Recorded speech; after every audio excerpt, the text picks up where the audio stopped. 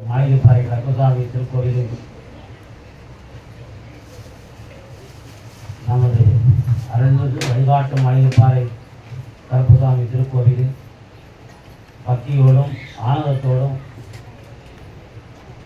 எண்ணங்கள் நிறைவேற வேண்டும் என்ற எண்ணத்தின் இயக்கத்தோடும் வந்திருக்கிற எல்லா பக்தர்களுக்கும் நம் திருக்கோயிலின் அருள்நிறை காட்சிகளை உலகமெங்கும் யூடியூப் மூலமாக பார்த்து மனதுக்குள்ளேயே நாம் இந்த கருப்பசாமியை பார்க்க வேண்டும், நம் பாவங்களை குறைகளை எல்லாம் தீர்க்க வேண்டும் என்று நினைத்து பிரார்த்தனை செய்து கொண்டு இருக்கின்ற உலகவாழ் பக்தர்களுக்கும் உங்கள் அனைவருடைய எண்ணங்களும் நிறைவேறி நீங்கள் எல்லோரும் இந்த பூமியில் இன்புற்று வாழ வேண்டும் என்று நினைத்து உங்களுக்காக நான் பிரார்த்தனை செய்து கொள்கிறேன்.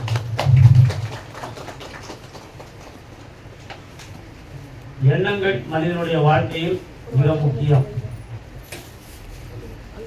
எண்ணங்கள் பழி கொண்டு இருக்கும் இடம் மனம். மனம் உந்தலின் காரணமாக தோன்றுவதுதான் எண்ணம். அந்த எண்ணங்களை சிறந்த முறையிலும் உயர்ந்த முறையிலும் மகிழ்வான முறைகளிலும் பயன்படுத்துகிற மனிதன் பேரலைகளிலிருந்து விடுபடுகிறான். துன்பங்களை சாதாரணமாக வெற்றி கொண்டு விடுகிறார். இது மிக முக்கியம். உள்ளத்தில் ஒரு பெரிய சோர்வு இருந்தால் அந்த நாள் முழுக்கவே மனிதன் சோர்வாகவே இருப்பான். அது ஒரு மனித மனோதத்துவம். முதல்ல ஒரு சோர்வு இருந்துச்சுன்னா அந்த சோர்வுக்குரிய விளக்கமும் விடையும் கிடைக்கிறது வரை மனிதனுடைய மனசு ஒரு வகையான தாழ்வு மனப்பான்மையில் துயர அறைகளுக்குள்ள மூழ்கியே கிடக்கும். அவனால் விழிப்படைய முடியாது. அப்ப அவனுடைய விழிப்புக்கும் மகிழ்ச்சிக்கும் அடிப்படை காரணம் என்னவா இருக்கும்னா மனசு. அந்த மனத்துல இருக்கக்கூடிய உந்தல்ல இருக்கக்கூடிய எண்ணம். எண்ணங்களை தெளிவாக வைத்துக் கொள்ள வேண்டும் என்பதற்கு எடுத்துக்காட்டாகத்தான் இந்த விளக்கத்தை நம்ம மகான்கள் முனிவர்கள் எல்லாம் சொல்லுவாங்க, மன ரீதியாக பக்குவப்படாத ஒருவரால் ஞானத்தை அடைய முடியாது. மனதால் அமைதி அடைந்து ஆழ்ந்த சிந்தனையோடு உயர்ந்த எண்ணத்தை தழுவக்கூடிய உறைவதால் மட்டும்தான் உலகில் இறை சக்தியையும் ஞானத்தையும் புரிந்து கொள்ள முடியும். பாக்கி எல்லோரும் பக்தி கொள்ள முடியும், காரியத்தை சாதிப்பதற்கு வணங்க முடியும். ஆனால் ஞான சக்தியை அடையறதுக்கு முடியாது என்பது இந்த தத்துவமாகும். மனது பாதிக்கப்பட்டதுன்னா எந்த செயலையுமே வீரத்தை கூட இழந்துருவான் மனுஷன். எடுத்துக்காட்டாக மகாபாரதத்துல துரோணாச்சாரியார் பாண்டவர்கள் முதல் கௌரவர்கள் வரை அத்தனை பேருக்கும் வில்யுத்தத்தை கற்பித்த ஒரு மகா குரு. ஆனா அர்ஜுனனுக்கு கொடுத்த வாக்கின்படி ஏகதைவனை போய் குருதட்சணையாக அவனுடைய கட்ட விரலை வாங்கிவிட்டார் தர்மத்துக்கு மீறி. சாரதாம்பிகை தோன்றி துரோணா, தர்ம நெறியோடு யுத்தங்களை கற்பித்த நீ துய கௌரவத்துக்காக ஒரு பாவம் அறியாத ஏழை வேடலாகிய ஏகலைவனின் கட்டை விரலை நீ காணிக்கையாக்கி விட்டாய். தர்மம் தளர்ந்து விட்டாய். அவையினால் தக்க வேளையில நீ வெற்றி பெறக்கூடிய மந்திரமும் மனமும் தளர்ந்து உன்னுடைய ஆயுதங்கள் பிரயோஜனம் இல்லாமல் நீ இறக்க களவாயின்னு சொல்லி சாரதாம்பிகை ஒரு சாபத்தை விட்டார்.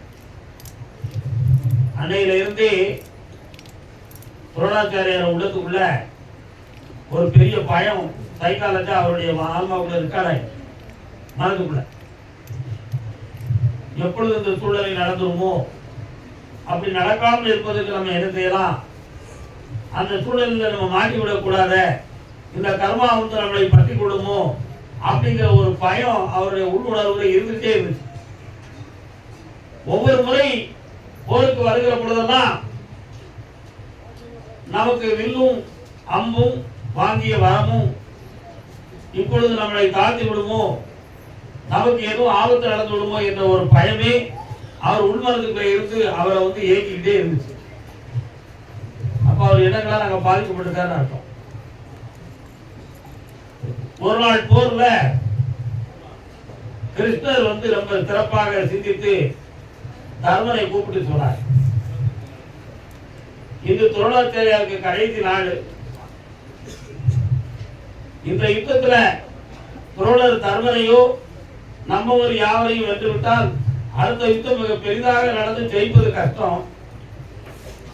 அதனால துரோணருடைய மனதை தளர வைப்பது எப்படி என்று ஒரு யுக்தியை நான் சொல்லுகிறேன், கேள் தர்மா என்று சொன்னார். அது என்ன நடந்துச்சுன்னா, ரொம்ப பாசத்தோடு வளர்த்த மகன் அஸ்வத்தாமன், யாருக்கு துரோணாச்சாரியாருடைய பையன் பேரு அஸ்வத்தாமன், அவன் கண் கலங்கினா இவருக்கு மனம் கலங்கிடும், அவருக்கு மனம் கலங்கினா இவருக்கு உடல் நடிக்கும். அந்த அளவுக்கு உற்ற பாசம் வைத்தவர் துரோணாச்சாரியார் தன்னுடைய பிள்ளையின் மீது. அதே போல தர்மன் பக்கத்தில் இருக்கக்கூடிய ஒரு போர் யானையின் பெயர் அஸ்வத்தாமன். கிருஷ்ணர் யூகத்தோடு சிந்தித்தார், தர்மா, பாண்டவர்களில் யார் எதை சொன்னால் நம்புவார்கள் என்பது உலகம் அறியும். அர்ஜுனன் சொன்னாலும் பொய்யாக கருதுவார்கள், பீமன் சொன்னாலும் பொய்யாக கருதுவார்கள். நகுலன் சகாதேவர்களை பற்றி யாரும் அறிந்ததில்லை, அவர்களை அறிவார்கள், அவர் வாக்கு வன்மையை அறியார்கள். ஆனா தர்மன் உண்மையை மட்டும்தான் சொல்லுவான், பொய் சொல்ல மாட்டான் என்று உலகம் அறியும். ஆகையினால் அஸ்வத்தாமன் என்ற யானை இந்த போர்ல இறந்துரும். நீ உடனே சத்தமிட்டு அஸ்வத்தாமன் இறந்து விட்டான் அப்படின்னு நீ சொல்லிடணும்.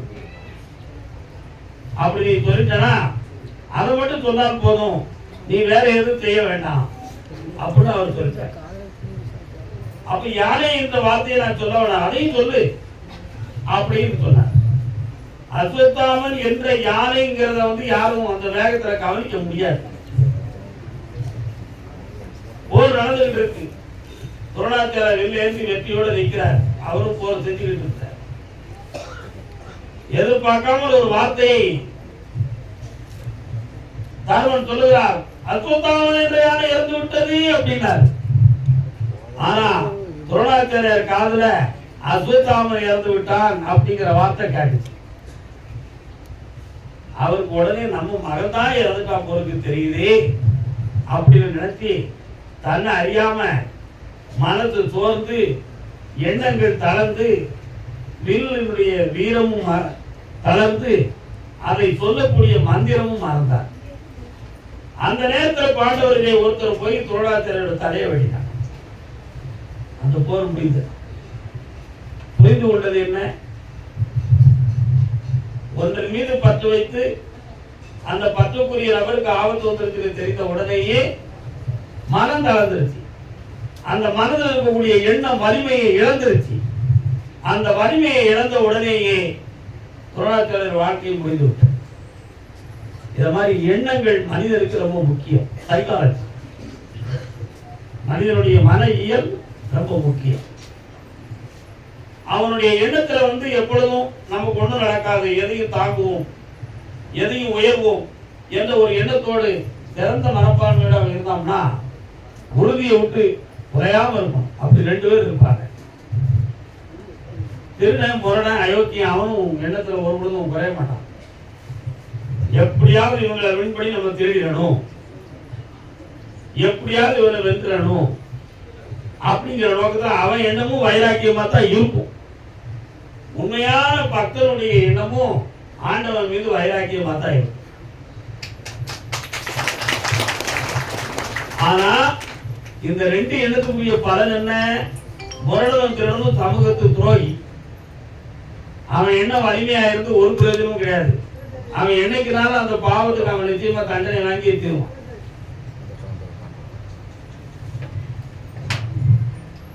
ஆனா பக்தனுடைய வைராக்கியத்துக்கு என்னைக்குனாலும் பகவான் நல்ல பலனை அவன் வாங்கி நிம்மதியை அடைந்து விடுவான்.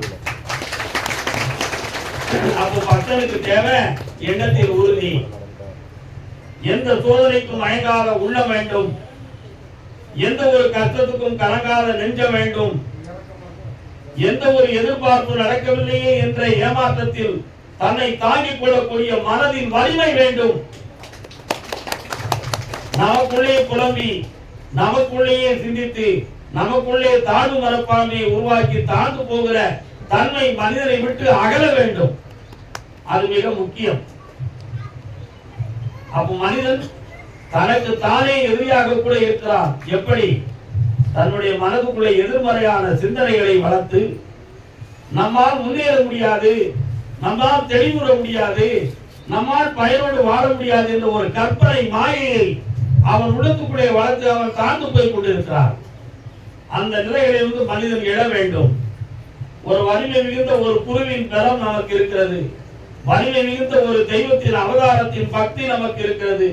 நம்மை துணையாக இழுத்து சென்று கரை சேர்த்து விடும் என்ற ஒரு ஆழ்ந்த நம்பிக்கையும் ஒரு சிறந்த உள் உணர்வும் இருந்தால் இந்த உலகத்தில் அவன் உயர்ந்து விடுவான் என்பதுதான் முக்கியமானதான். ஆகையால் மனதால் தளர்வதை, கற்பனையால் தாழ்ந்து கொள்வதை கைவிடுங்கள். எப்பொழுது உயர்வாகவே இருப்போம், உண்மையாகவே இருப்போம், தெய்வத்தின் துணையால் நாம் ஜெயித்து விடுவோம் என்ற வெற்றி வாகையை நெஞ்சிலே கொண்டு மாசற்ற நிலையில் உங்கள் உள்ளத்தை தூய்மையாக்கி, மாதிராத மனதாக்கி, மாதிராத மனதில் ஈத்தரை குடியேற்றி என்னால் உயர்ந்திருக்க வேண்டுகிறேன். வாழ்க வணக்கம்.